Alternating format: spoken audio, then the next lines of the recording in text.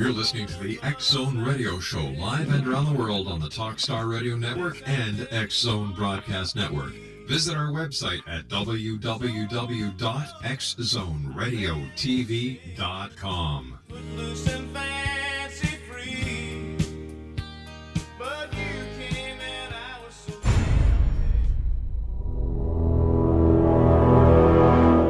The X Zone radio and TV show is largely an opinion talk show. All opinions, comments, or statements of fact expressed by Rob McConnell's guests are strictly their own and are not to be construed as those of the X Zone radio and TV show or in any manner endorsed by Rob McConnell, Relmar McConnell Media Company, Talkstar Radio Network, its affiliated stations, or employees.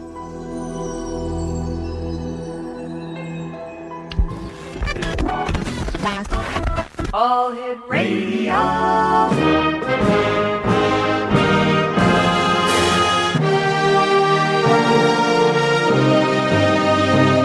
Welcome to the X Zone, a place where fact is fiction and fiction is reality. Now, here's your host, Rob McConnell.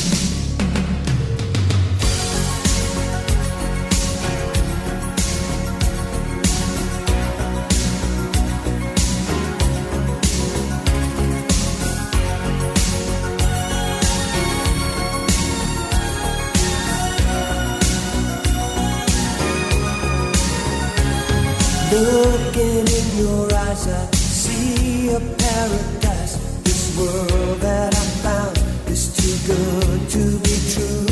Standing here beside you, want so much to give you this love in my heart that I'm feeling for you. Let them say we're crazy. I don't care about that. Put your hand in my hand. Welcome back to the X Zone, everyone. My name is Rob McConnell, coming to you from our studios in Hamilton, Ontario, Canada, on the Talkstar Radio Network, Star Cable, and the X Zone Broadcast Network, plus our growing family of worldwide affiliates. That's right across Canada, the United States, Central America, the Caribbean, South America, the Pacific Rim, Australia, Asia, India, Africa, and Europe. If you'd like to give us a call toll-free worldwide, 1-800-610-7035. My email address is xzoneradio. I'm sorry, no, that's MSN Messenger. My email address is xzone@xzoneradiotv.com. On MSN Messenger, xzoneradiotv@hotmail.com. And our website, www.xzoneradiotv.com. My guest this hour is Dr. Joye Pugh. And Dr. Pugh has written 3 books, which are entitled AntiChrist, The Cloned Image of Jesus Christ, which was published in December 1999. Colors of Joy, published in August of 1975. Eden, The Knowledge of Good and Evil, 666, which was published in December of 2006. And Audio Eden, The Knowledge of Good and Evil, 666. That was updated in January 2009. We're going to be talking to the good doctor today about a number of topics. We're going to be talking about the Holy Grail. We're going to be talking about cloning. We're going to be talking about Tesla technology and much more. Dr. Joye Pugh is my special guest. Her website is www.drjoye.com. Dr. Joye, welcome to the X Zone.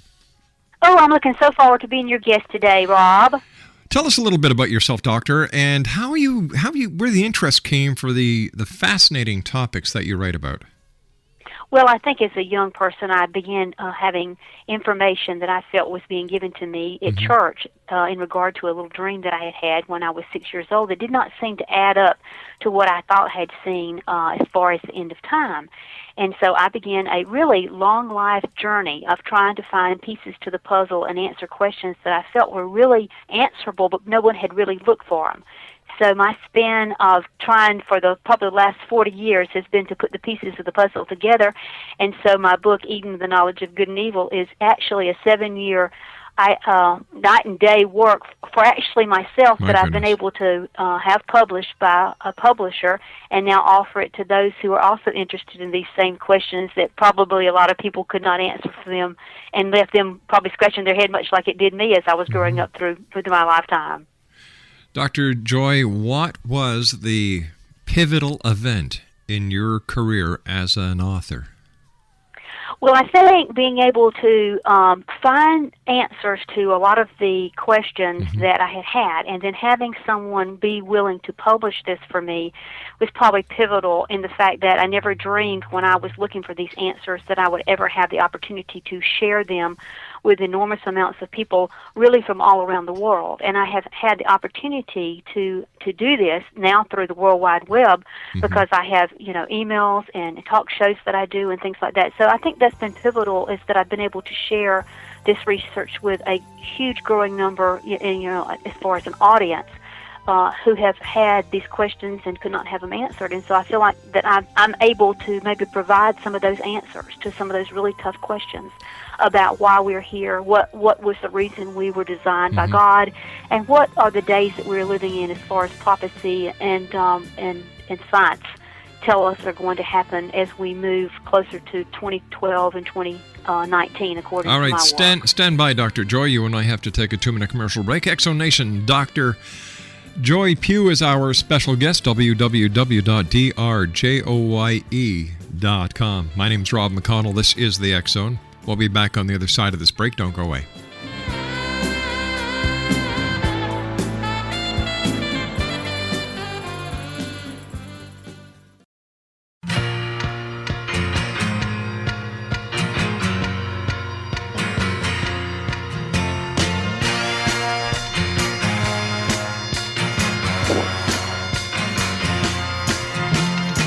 She's got something that moves my soul, and she knows I'd love to love her, but she lets me down every time. Can't make her mind. She's no one's lover tonight. With me she'll be so inviting. I want her all for myself. Oh, temptation eyes looking through my mind. Well, there's a blast from the past, the Grassroots and Temptation Eyes. My guest this hour is Dr. Joye Pugh. Her website is drjoye.com. I have to ask you a question right off the top, Dr. Joye. Is the Holy Shroud of Turin the Holy Grail? Well, my research really does prove that. In fact, really the greatest evidence for bodily resurrection and life after death is actually the Holy Shroud of Turin. So it's been the most researched relic of really of all history. And in looking at that particular piece of cloth, you can go back and pull up in the Bible, in the book of John. It specifically says that after the crucifixion of Jesus, that he was actually put in a linen burial cloth and laid in the tomb. And that when the disciples all came to see, I guess, why his body was not there, when Mary Magdalene came back to tell them that he had gone or whatever, they found these particular linen cloths there in the tomb.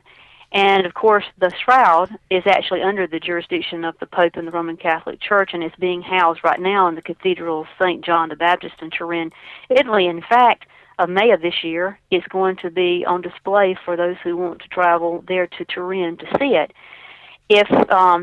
In fact, even the History Channel has just recently done a documentary and showing that the shroud is actually 14 feet long, and it appears that there is a form of energy that produced this burst of kind of a radiation that went through the cloth that apparently left a perfect image of a crucified Christ as we know it, from the book of John in regard to him being resurrected from the dead.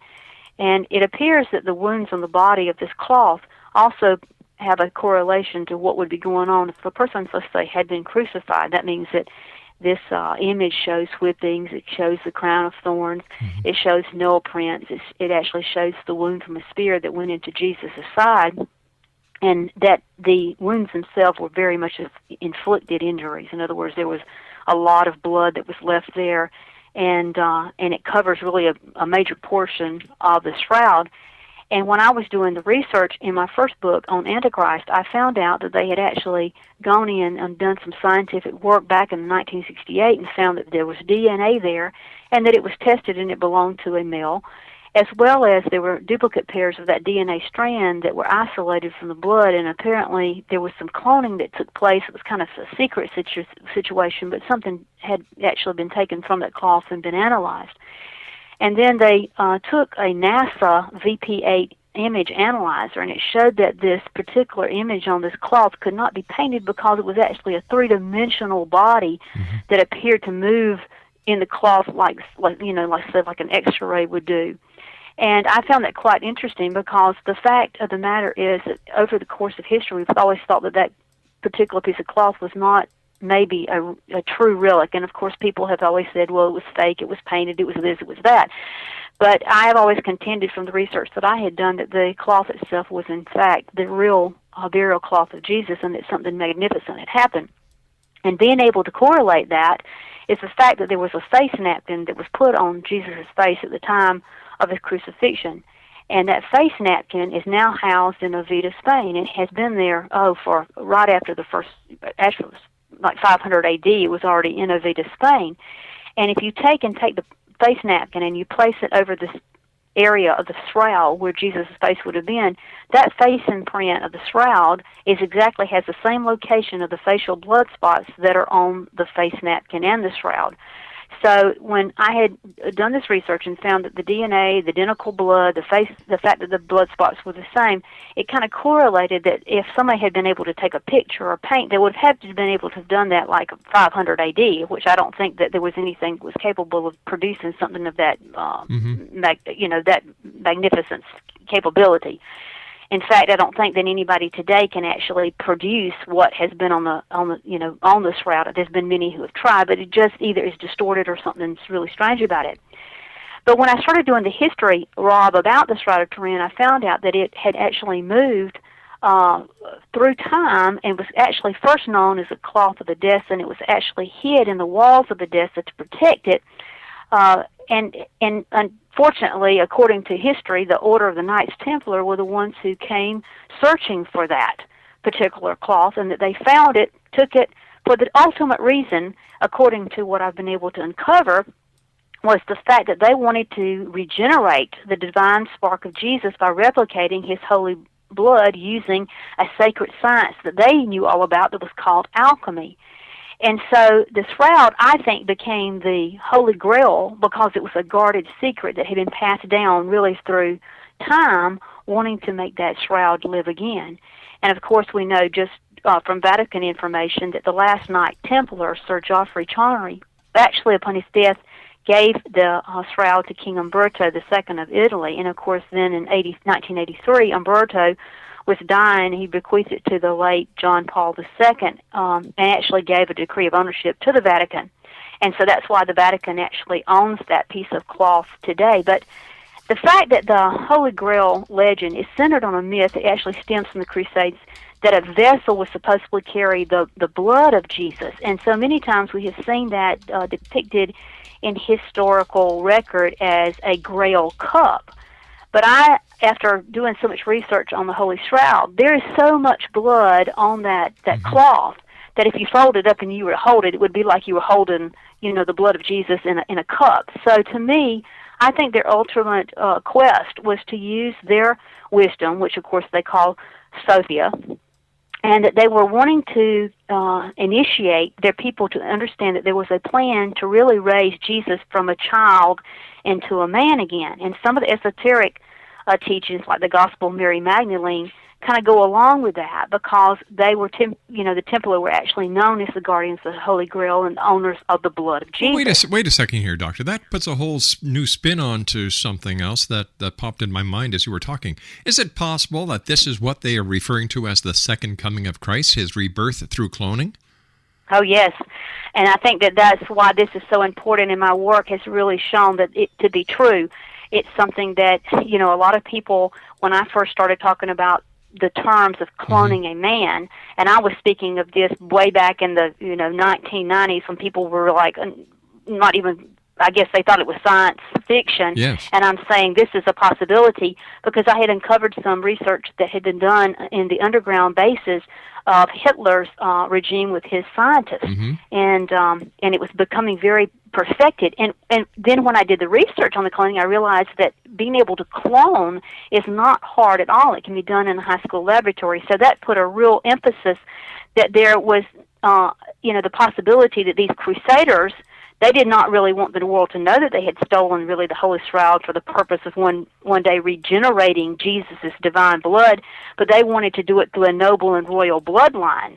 And I found it interesting that the shroud, of course, that came from actually Joseph of Arimathea, and we know that he wrapped Jesus in this burial cloth, but the thing that really stood out to me was that I later found out that the descendants of Joseph of Arimathea were actually, according to Masonic history, that they went on to found the priestly House of Wales.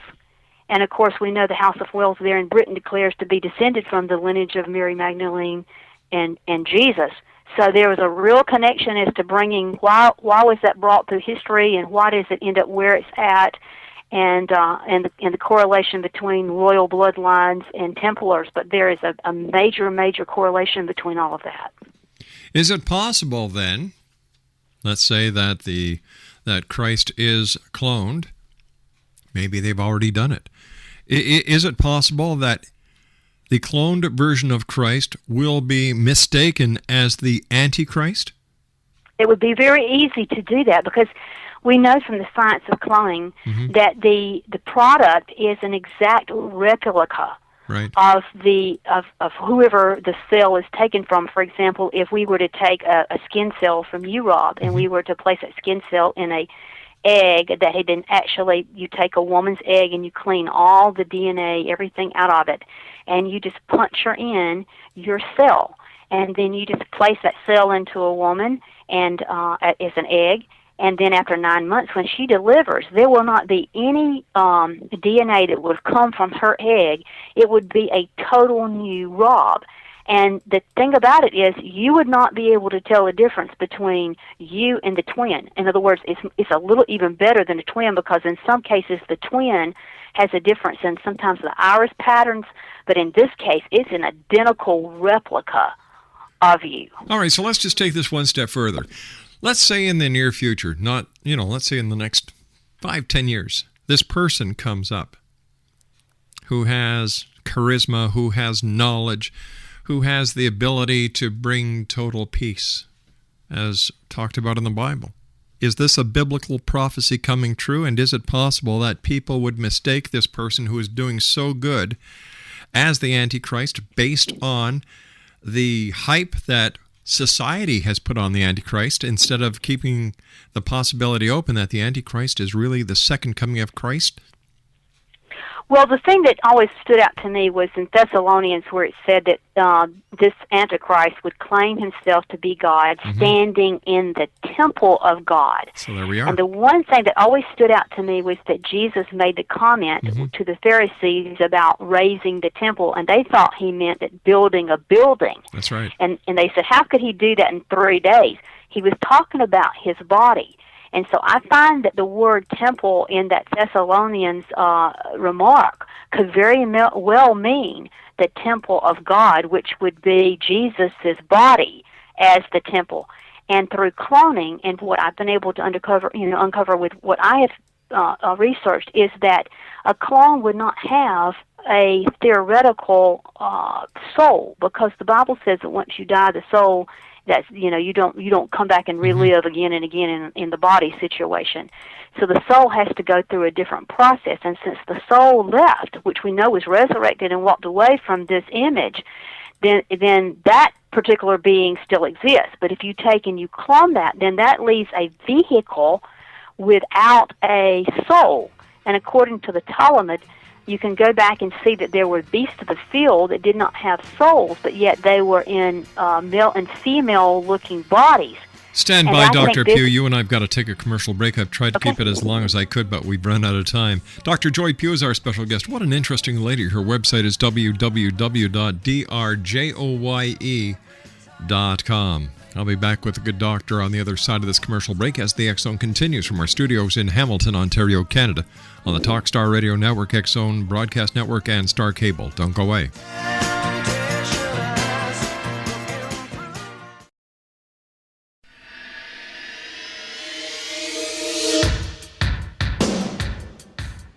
My name is Michael Telstar, Canada's leading mentalist from Toronto, Ontario. Hi, my name is Splenda, and you're listening to my dad, Rob McConnell, on the X-Zone.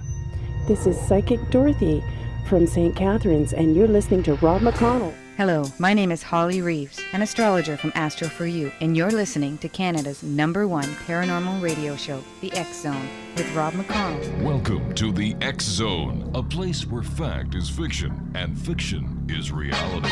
Now, here's your host, Rob McConnell.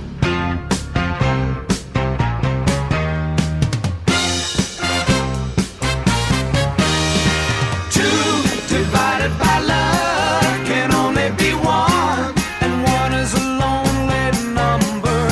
Two divided by love can only be sad, can only hurt one another, baby. Every night your tears come down, and I know how you're feeling inside. Loneliness is no one's friend. I've been taking the same kind of ride, and that just shouldn't be if you're still loving me. Come on, baby. And welcome back, everyone. Dr. Joye Pugh is our very special guest this hour. Her website is www.drjoye.com, and the name of her book is AntiChrist, the Cloned Image of Jesus Christ. You know what? Cloning was first talked about in the Bible in the book of Genesis when God took a rib from Adam and made Eve. Isn't that cloning? Well, there's been a lot of question about what really took place in that situation. If we had used, in other words, if he had used the direct cell and had done it the way that I had just mentioned earlier, Right. It would have produced another Adam specifically. So if we look at that and we look at the science of the nature that we're doing now, there's no way that that could have been a cloning aspect, almost as if he took certain things that were there and left out certain. Of course, men believe that the women got the worst of the deal and they got the best, so I don't know which way to take it, but it had to be a little bit different than just the cloning aspect, or it would have been a duplicate process of all right, so Adam. let me suggest this hypothesis, that the first experimentation of the second one, because Lilith was the first creation, then you had Eve. Could this have been a scientist who may have or may not come from this planet, who was conducting experimentation here on this planet of genetic engineering or even, early types of clones, and he goofed and made a mistake, and thus you have Eve. Well, some men may feel that that's really what happened. I can laugh about it, but no, I really don't think that was the case. Although I do believe in doing research into Genesis, that your first part of chapter 1 there, where it mentions male and female, that those were actually a different breed than what the Genesis 2 account is. And the fact that they were not named Adam, or that there was a name of Eve. And I think probably prior to that was probably some of the mythological things in regard to Lilith and those kinds of things that have come out of the generations, because it specifically says these are the generations of the earth. And I think that's one thing in chapter 2 there in Genesis that a lot of people miss. But the fact that Adam was created and given a breath of life, and then Eve, that there was something uniquely different about them, and I believe it was the breath of life, and that being the living soul, much different than an animal that would not have a living breath or a living soul. But how do we know that? How do we know, Doctor, and no disrespect meant here, how do we know that animals don't have living souls? Well, that is something that we really do not know. There's no way for us not to know, in regard what their process really is. But aren't human beings animals? Well, I believe that, like I say, in Genesis 1, where it mentions about the male and female, I think that was a little bit different process than what we are as far as a living spiritual being. And knowing that we have the capability of freedom of choice, and knowing good and evil, there seems to separate us from the animal kingdom in one specific thing, and that is marriage. And I found that was quite strange in the end of Genesis chapter 2, that God actually married Adam and Eve. This did not happen in chapter 1 in regard to the male and female that he told to just go and to replenish the earth, and I find the word replenish interesting there, because if there was something prior to that, why were they, it would have been go and just, have children or whatever, but not replenish. The word replenish sounds like something had to have happened prior to, and that they were coming back and replenishing, no different than what he told Noah and his family to replenish. But the fact that he married Adam and Eve tells me there was something very sanctified or very different about this situation, because in an animal population, we know that the animals will typically go with this one or that one or whatever, and not be maybe true to but wait like a second a here. But wait a second male here. or female being a marriage situation. Doctor, if we're talking about let's use a hypothetical situation where a pup, when it grows up, will have sex with his mother, and the mother dog will have puppies, right? That's right. Okay, so didn't Cain or Abel do that with Eve in order to replenish the earth? Well, I feel like, again, that there was, I believe, male and female that were created in chapter 1 that's different than chapter 2. And I think that this is probably where Cain, when he went off and that he was able to build a city and do what he was able to do, that there was probably a significant reason why those other beings had existed. We know from archaeological record that there were things like Neanderthals and other types of Homo sapiens that apparently existed at some of the same time that we as Homo sapiens have existed. So it tells you that there had to be an offshoot. The other thing is that the DNA of the replica from, let's say, Adam and Eve, with them being created by God, there would have not been any kind of tainted DNA. So that tells you that they could replicate themselves without any tainted or changed DNA. But the problem is, we see in chapter 4, is that the sons of God came against the daughters of man, and they produced giants. So to be able to get a giant population, there had to be a significant change in the DNA that was initially started. And that gives you reason to know that there had to be intervention from something other than just Adam and Eve and their children having sex or having children or whatever. But Doctor, don't you think that at times we, the human race, put way too much credence in a book that is just a science fiction book at the very best? Because we cannot substantiate or prove anything except the odd piece of history here, there, and everywhere, that the events in the book were actually real. Right. In other words, the Bible is telling you real events that really did occur. Is that what you're saying? No, ma'am. I'm saying that the Bible is, for one thing, was not written by God. Genesis was written by Moses. How many years after the events? The people back then in the day when the Bible was written, they had no knowledge of science. They had no knowledge of physics. They had no knowledge of chemistry. They were shepherds. They were very plain people. And I believe that in our quest, in our thirst to justify our existence and the errors that we have made in our lifetimes, we use the Bible too much as a crutch. And that we don't give our own species, mankind, enough credit. You know, we can look at the Bible, and it's a matter of interpretation. It's a matter of belief. But I don't give 100% belief in what the Bible says. Well, I think because I've had the opportunity to look at other works in regard to the Sumerians and Babylonians and some of the works that have come out of there that we know that have been translated from the cuneiform text, it appears that there were similar situations that occurred that actually correlate to what the Bible has specifically said to us. And I do think it's quite interesting that sometimes that when people have written books in the Bible, that some of the information was well beyond their capability, and one of those people is specifically John of Patmos. I find it very interesting that a man who walked with God as John the Divine, there, and who was a disciple, who ends up on Patmos, and he has these visions that we now know were the book of Revelation.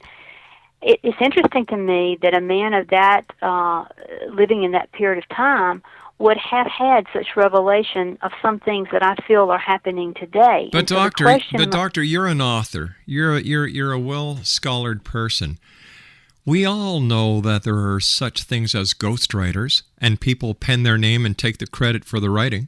How do we know what really happened at the Council of Nicaea, where it was decided what was going in, what chapters were getting edited out?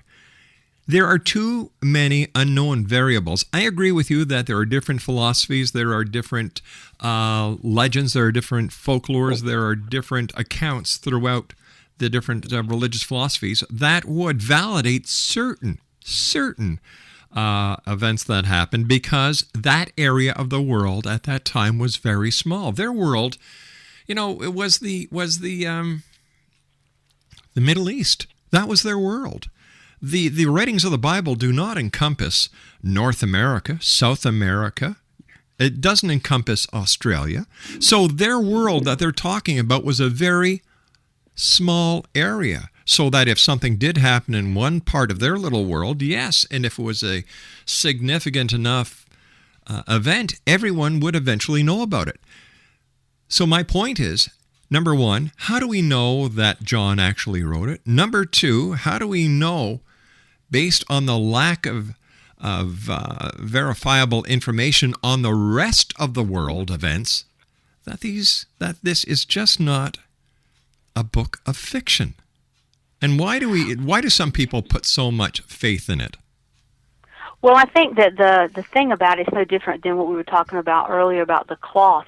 If for some reason anything had been deviated or changed from, let's say, the first group of people who came together under Jesus as disciples and his followers and the teachings that existed there, once Peter and Paul, they began to go about and talk about what had happened and what they had seen.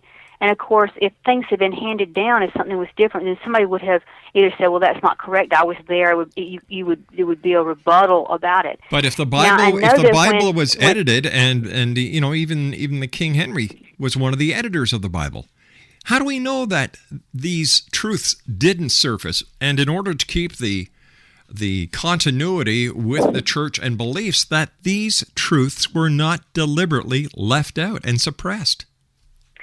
I do think that there is a possibility that in any time that you do translations from like Hebrew and Greek, that the translation to the English language can be very not really forthcoming as to the way that it was originally intended. And I found those issues and have tried to address those issues a lot of times in the research and the work that I do, because it will help explain a lot of times when you're not really sure about what a verse is trying to say, if you go back and look at what the Hebrew and the Greek translation was. The thing that I find most interesting in doing this research, and especially in the Bible, is to look at the biblical codes and the equidistant letter sequencing that has gone and has been developed throughout the years and throughout history, because it was used prior to with people who just did nothing but counting letters. But I find it strange that when you look at that and you see that you can bring up dates and times of people's births and deaths and names, that chance of correlation would be almost impossible if you were just writing a work, just say making it up or trying to now hold on here. Make similarities. What language was the Bible first written in? Well, you've got the Hebrew, and then of course in the New Testament you have the Greek. Okay, now Christ was born. The story of Christ is in the New Testament, right? That's right. Why wasn't it written in Hebrew? Why was it written in Greek? If Christ and the other disciples were there, Matthew, Mark, Luke, and John, why was it written in Greek and then translated into Hebrew? Why wasn't it written in Hebrew first and then translated into Greek? Well, see, you have the situation where in the Old Testament you had what was called the Hebrews and the Israelites that came out of Egypt. And when they were captive to the Babylonians, then the true lineage of the Hebrew or the Israelite as we know it became an all-encompassing term called Jew. And so many people do not understand when you say the word Jew that you're not talking about the Israelites or the Hebrews. You're actually talking about a mixed breed of people. And at that particular time of being mixed with the Babylonians, then your Mosaic law became infiltrated with Babylonian paganisms. And the mixture produced things that are like the Zohar and some of those other kinds of works that were written. And once Jesus came into being and he began to preach a little bit different than what the Pharisees, Sadducees, Essenes, and the scribes were wanting to hear, it was a kind of a deviation. And so at that point, because only the people who were like Israelites and Hebraic, which were the true first Christians, when they started deviating like that, the biggest spread of, I guess, literature at the time was in the Greek language, and that's how it was brought about in such greater context, is through that. All right, we've got to take a commercial. We've got to take a commercial break here, Doctor. Back we've got hello. I've got to take a break. Take a breath. We'll be back on the other side of this commercial break. Wow. 1-800-610-7035 is toll free. Right around the world. My email address is xzone@xzoneradiotv.com. On MSN Messenger, xzoneradiotv@hotmail.com. And our website, www.xzoneradiotv.com. The April edition of the X Chronicles is coming out tomorrow. If you'd like to get your complimentary copy, send me your email address. I'll send you a link where you can read it or download it online. And then for the Power Gators TV show, all the information, all the updates, all the additions to the cast and the crew is at www.paragators.org. My name's Rob McConnell, and this is the X Zone. Once again, our website, www.xzoneradiotv.com. I'll be back on the other side of this break. Don't go away.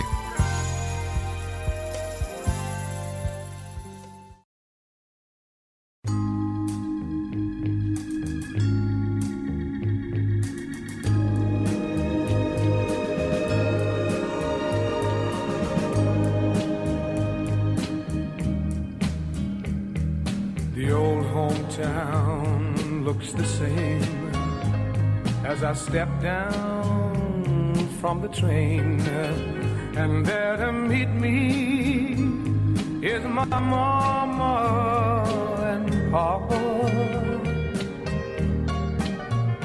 Down the road I look, and there runs Mary, hair of gold and lips like cherries. It's good to touch the green, green grass of home. Dr. Joye Pugh is our special guest, X Zone Nation. I love her passion for her topic. The name of her book is AntiChrist, the Cloned Image of Jesus Christ. Her website is www.drjoye.com. Doctor, I have two very simple questions for you. Number one, if these events really happened and Christ was surrounded by apostles who knew he was the Son of God, why did they not chronicle the events in Hebrew? That's number one. Number two, how do we know the DNA that is on the Shroud of Turin is actually that of Jesus Christ and not someone else who suffered the same type of crucifixion that Christ did? Well, I think that there's probably a lot of things that are out there. In fact, in regard to what the disciples and apostles were involved with.